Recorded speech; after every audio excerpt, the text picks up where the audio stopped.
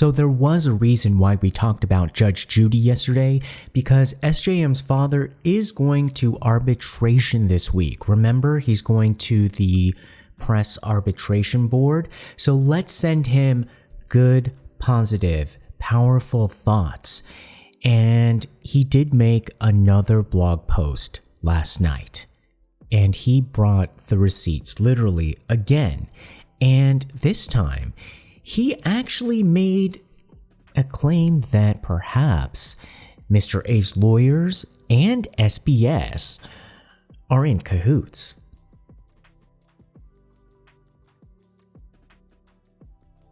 So SJM's father is really challenging this notion of the 7-hour blackout. And he's doing it with the receipts from the convenience store. And this just reminded me of that 5-hour energy drink. You know, I think that's what you have in a lot of gas stations and convenience stores in America. I don't think we really have that here in Korea, but 7-hour blackout, 5-hour energy drink. He is really challenging this notion. And before we get into it, actually, before he started his blog post, he posted this poem to SJM that a poet here in Korea actually wrote and sent to SJM's father. And I just wanted to loosely translate it and shorten it. So this is a rough translation. It says, "Sorry we couldn't retrieve you from the dark, cold path you took in the river that night. You left with just unfinished homework no one wanted to do. On that spring day at the age of 22, what twisted hands of time ticked you away from us. May you grab sorrow by the collar and take yourself beyond the blue river, where a face full of suffering can relax and rest and be free from sorrow." Yeah, so SJM's father is really being, full of sentiment and really wanting, of course, to see his son. And I think he is feeling the gravity of the sad feelings, but soldiering on and doing it in that steady manner that we've all come to really respect. He has his hearing this week, and he seems to be getting really ready for it by getting the kind of the mental battle ready and kind of showing us a little bit on his blog posts. And at the core of it really is challenging the SBS documentary. He really doesn't want that out there as sort of the public record. Because a lot of the times these days, when you really look at what we consume as people in the public, it's what we see in the media. And this SBS, of course, Hot Daddy show, is so seductive in its reenactments of really making us think that that is what happened, because there are so many questions of what happened. The police report is stuck at the mid-investigation level. Remember, we don't even have a final report. So the public can be easily seduced to just think that, oh, okay, well, let's just kind of go along the assumptions of what this SBS documentary had reenacted, and then just go with the assumptions that perhaps this is leading us to, and subconsciously go with the conclusions, even though they really didn't say the conclusion. And remember what the conclusion that they're trying to say and suggest to the audience and plant in your head is that SJM just walked into the river because he found it refreshing. And it's not necessarily even him. They are really staking their entire reputation. Remember, the SBS, this is your reputation. This is your show that you really pinned on the fisherman. I don't know why any producer would want to pin their reputation on these fishermen who seem so suspect. These guys that you had in that conference room didn't even look like they picked up a fishing pole for 5 seconds in their life. They barely looked like they even picked up a fishing pole video game, alright? They look like they barely even eat fish at a restaurant. They barely looked even credible for 1 second. And even one of the guys was hostile to you. Really hostile to you, even though it looks like you guys were supposed to be coordinating with each other. And he even said, look, if we were being paid for this, we would be a lot more cooperative, wouldn't we? Or coordinated. This is not a very tight situation you got here. And you were pinning the entire show on the testimony of the fisherman's testimony, saying that somebody had walked into the river and said how refreshing it was. Now, Chongi TV actually interviewed some expert of the river, and they said that at that time,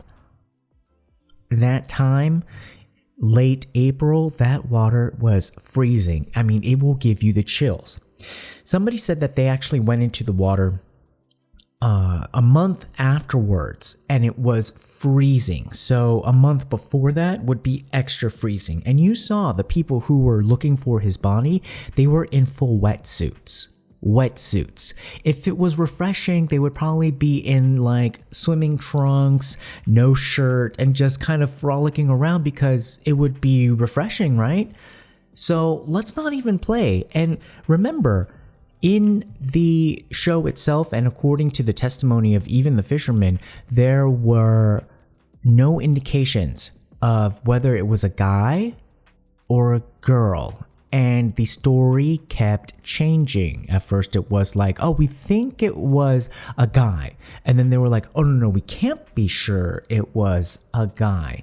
So there was a lot of backpedaling because it seems as if people are getting worried that they are going to get in trouble if this thing falls apart.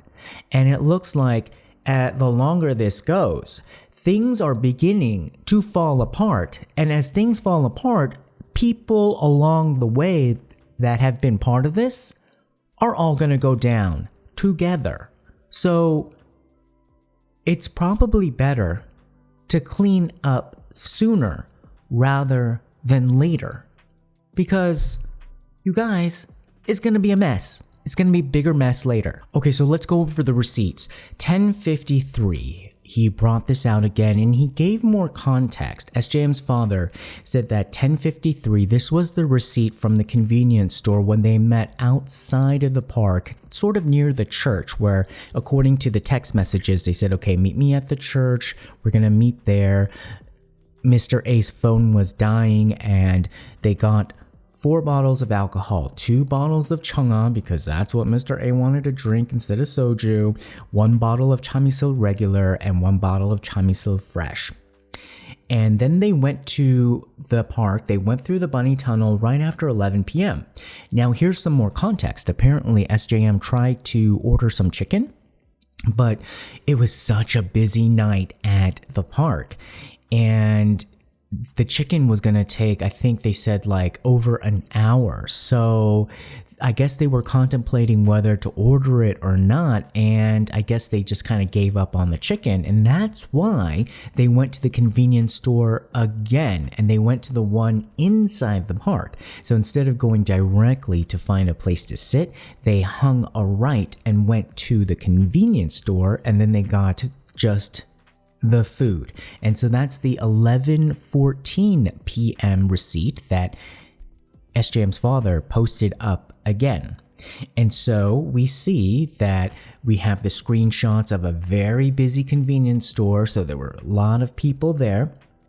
And it was the sundae, which is essentially like the sausages, odeng, which is basically like the fish cakes, and then the home run balls, which is like the chocolate puffy balls. Remember I talked about that again like last time, and it was like, it tastes like wax paper with a bit of chocolate. Kids love it. But I saw the receipt. Rip off. At the park, they charge 4,500 won. That's like over $4. Total rip off. But I guess the parents are held ransom there because they cannot resist. Kids love them. Even adults have like this thing that lights up in their eyes when you say home run balls? I kind of think, I've been thinking about it because, I don't know, there's like this magical pull with these home run balls. And I think it's because it's more of the memory. Because there's some foods like, in every kind of country, I don't know, what is it for you guys? But in every country, there's like some kind of food or more of like a snack, like a candy or a snack that's more of a memory rather than the actual snack itself. And it makes like adults light up, and this is one of those. And I kind of got to think it's probably because there's a lot of them inside the package. So I think when you open it up as a kid, it feels like you have a lot.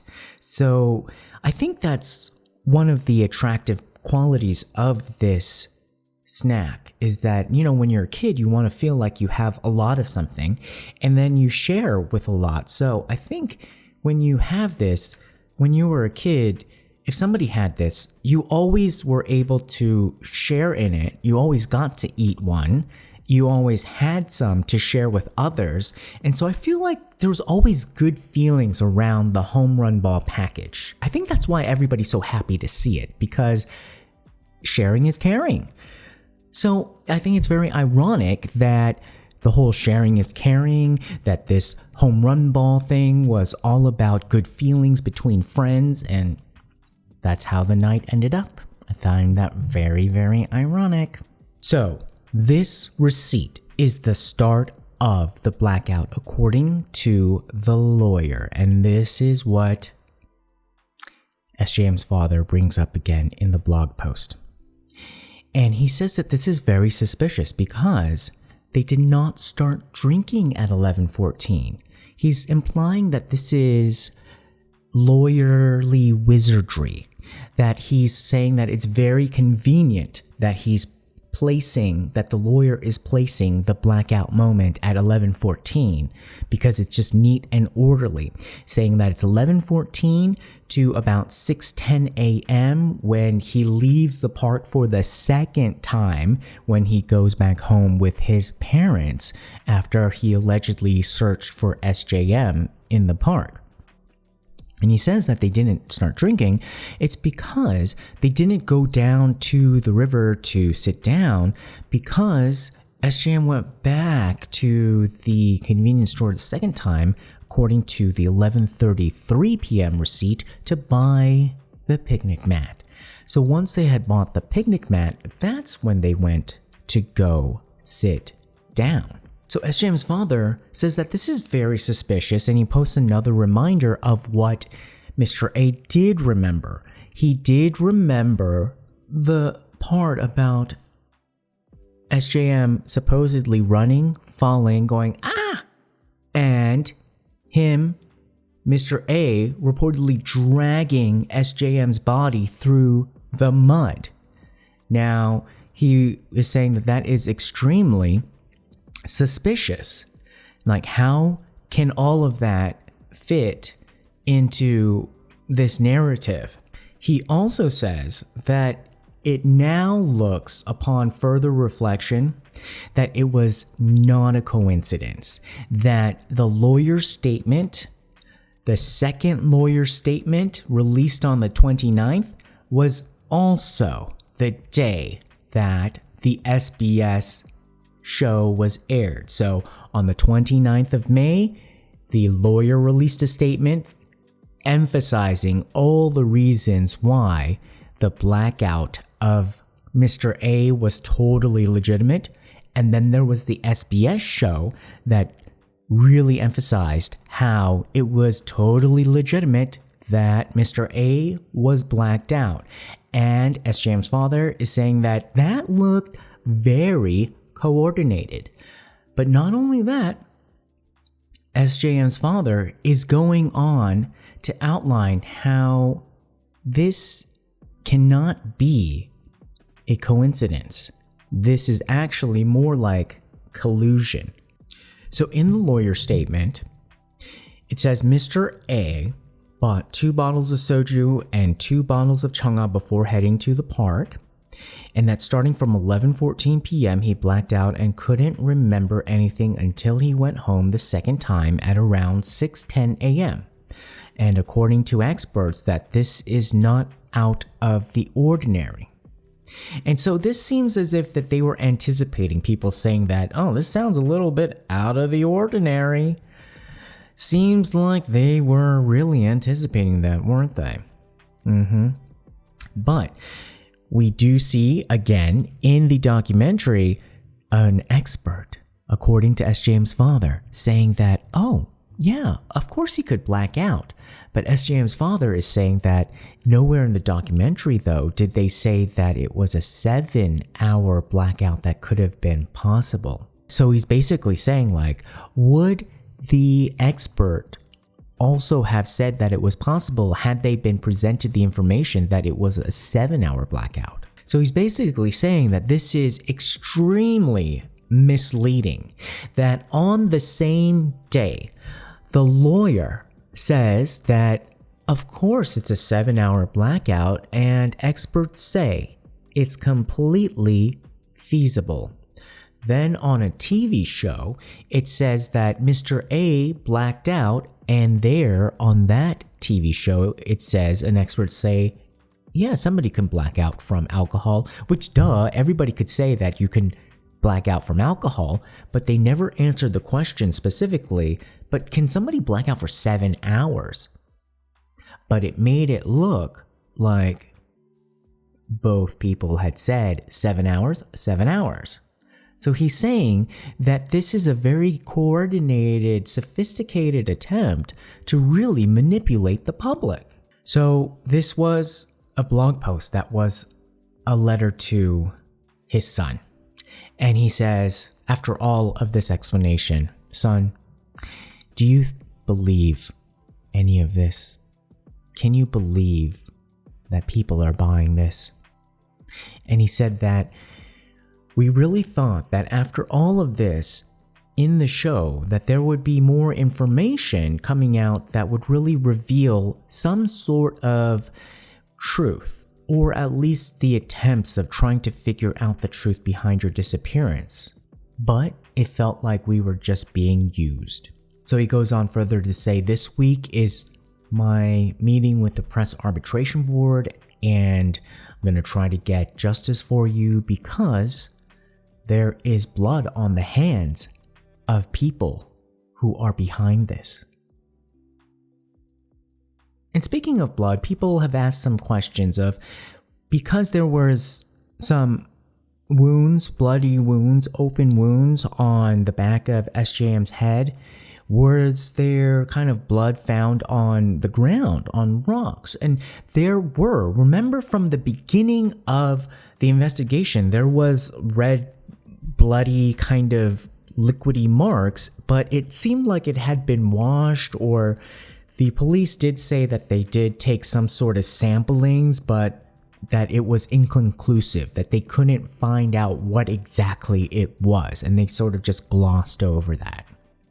Again, that sounds very suspicious to me. Then what was it? Ketchup? Like, what was that? It looked like blood. And yeah, what was it? Strawberry jam? Like, what was it then? So as SJM's father is going through all of the evidence and really reviewing it in a very systematic manner and reposting it very specifically and in a very digestible manner, I think it's really helpful for all of us. And it really has reminded me of this feeling that you get when you feel ganged up on. When people are really trying their best to deviously squash you and really feel like they can get away with it. And the worst feeling is actually when then they go out in public and they pretend that they are really kind of like on your side, or they are really there with you together.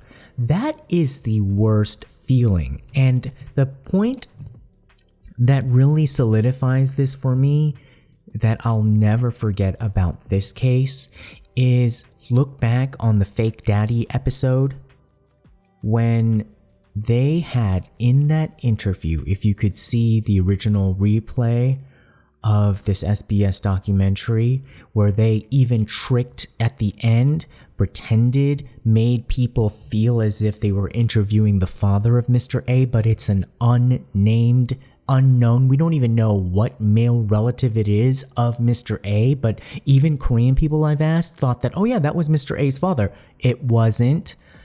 When he said, I really hope that SJM's family gets a really fair investigation by the police and that they're happy with it.